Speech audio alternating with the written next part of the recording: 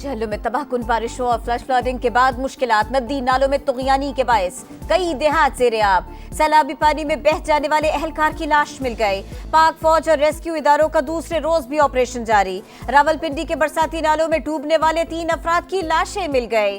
चकवाल के इलाके चुआ से दनशाह में सैलाबी रेले में कमी। 2 दिन से बिजली मुनक़ते, शहरियों को परेशानी का सामना। गुज़िश्ता रोज मुल्क भर में हादसात में 54 अफराद जान से गए, 227 जख्मी हुए। NDMA ने तफसीलात जारी कर दी। महकमा मौसमियात की 21 जुलाई से मानसून के नए स्पेल की पेश गोई।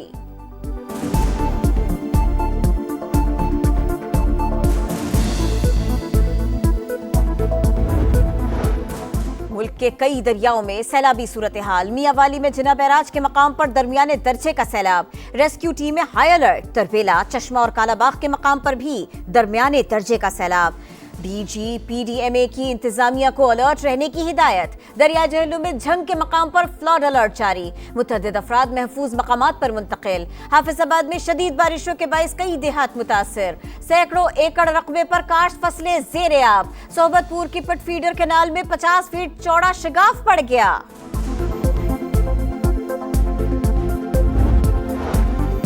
पंजाब में सैलाबी रेले में फंसे अफराद को बरवक्त बचाया गया। वजीर आला पंजाब मरियम नवाज को PDMA हुक्काम की ब्रीफिंग। 3 अजला में 1000 से ज्यादा अफराद को रेस्क्यू किया गया।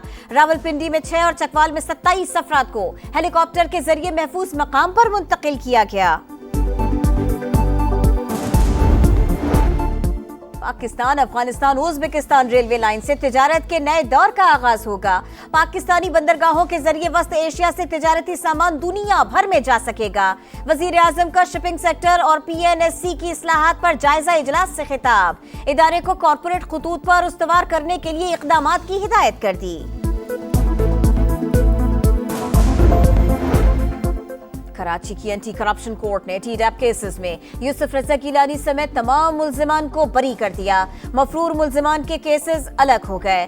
चेयरमैन सेनेट यूसुफ रज़ा गिलानी कहते हैं बेगुनाहों के बरी होने पर खुशी हुई। PTI हुकूमत ने गैर जिम्मेदाराना बयान देकर PIA को अरबों का नुकसान पहुंचाया। हमारे दौर में कौमी एयरलाइन की बरतानिया और यूरोप के लिए परवाजें बहाल हुई। इदारे को अरबों रुपए का मुनाफा भी होगा। वफाकी वजीर इत्तलात अता तारड़ कहते हैं खैबर पख्तूनख्वा में हुकूमती नाअहली की इंतहा हो चुकी। सूबे में करप्शन का बाजार गर्म है।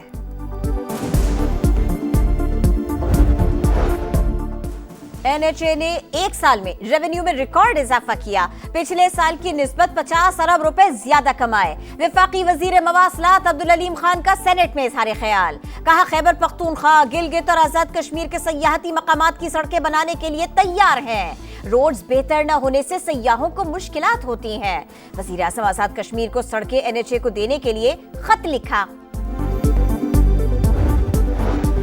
वज़ीर तिजारत जाम कमाल खान का बर्मिंघम का दौरा। Greater Birmingham chamber of commerce के ओहदेदारान से मुलाकात। पाकिस्तान से बासमती चावल, हलाल फूड्स, आम और फिशरीज की सप्लाई के फरोग पर गुफ्तगू। ग्रीन एनर्जी के शोबे में सरमायाकारी की दावत। जाम कमाल का फूड डिस्ट्रीब्यूशन कंपनी और बर्मिंघम सिटी फुटबॉल क्लब का भी दौरा। पाकिस्तानी फुटबॉल इंडस्ट्री की आलमी हैसियत को सराहा। पाकिस्तान स्टॉक मार्केट नई बुलंदियों पर, तमाम रिकॉर्ड पाश 1900 से जायद पॉइंट्स की तेजी। मार्केट में पहली बार 1,39,000 और 1,40,000 पॉइंट्स के संगे बील उबूर किए गए। यकम जुलाई से अब तक स्टॉक मार्केट 12,300 पॉइंट्स बढ़ चुकी। खैबर पख्तूनख्वा में अमन अमान की बिगड़ती सूरत हाल। वजीर आला का आइंदा हफ्ते APC बुलाने का ऐलान।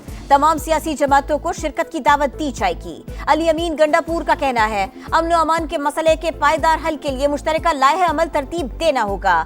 3 MPO के कानून पर इस्लाहात लाने का फैसला।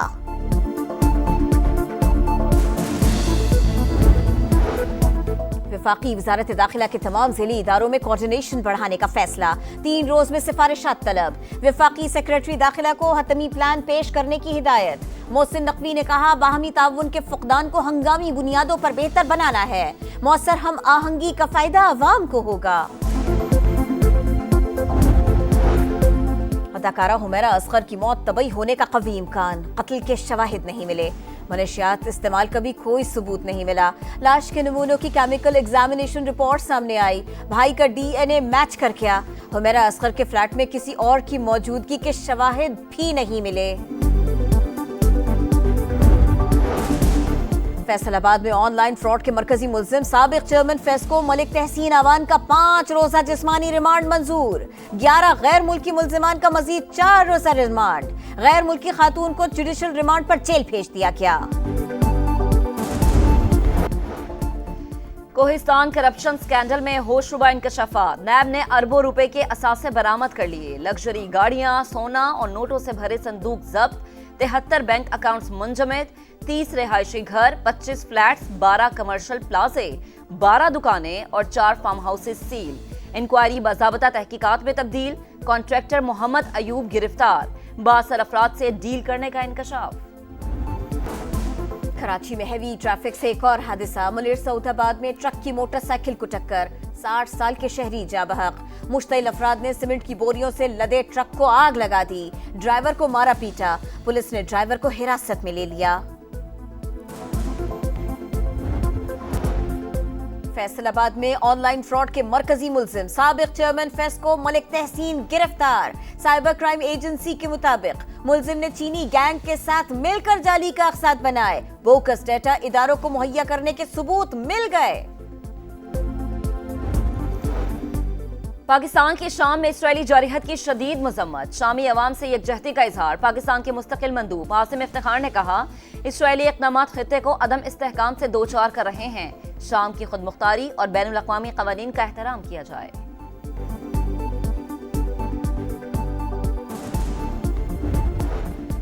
وال اسٹریٹ جرنل نے جعلی خط شائع کیا. منع کرنے کے باوجود الزام تراشی کی. امریکی صدر ڈونلڈ ٹرمپ امریکی اخبار کے مالک پر برس پڑے. ہتک عزت کا مقدمہ درج کرانے کا اعلان. بنگلہ دیشی شہریوں کے خلاف مودی سرکار کی شرانگیزی نامنظور. مغربی بنگال کی وزیر اعلیٰ ممتا بنرجی خود سڑکوں پر آ گئیں. بنگالیوں کو جان بوجھ کر نشانہ بنایا جا رہا ہے. کولکتہ میں ریلی سے خطاب. بھارتی حکومت 30,000 شہریوں کو بنگلہ دیشی قرار دے چکی ہے. پاکستان ویمنز ٹیم کا کیلنڈر جاری. اگست میں آئرلینڈ سے 3 T20 میچز کھیلے گی. ستمبر میں افریقی ٹیم کے خلاف home one day series schedule.